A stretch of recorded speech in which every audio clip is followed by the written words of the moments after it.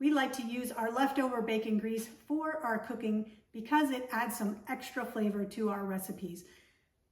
And we were always struggling with how do we store our bacon grease? How do you sift it? Until I found this new bacon grease container. So thank you so much to the company for gifting this to me. This is what we used to do. We used to put it in little mason jars.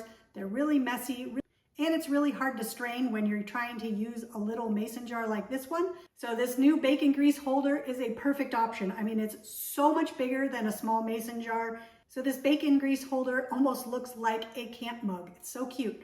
I just love the design of it, and it comes in so many different colors, so you could get one that matches your kitchen. It also comes with the strainer, so you don't have to wrestle with an additional strainer and trying to get it into a smaller container.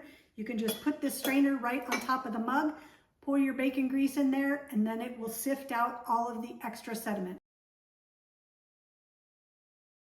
And it comes with a lid. So you take the strainer out, pop that lid on there, and you can securely store this in your refrigerator until you need to use it next time. They even give you a cute little rubber spatula so you can scrape out some of that bacon grease when you need to use it.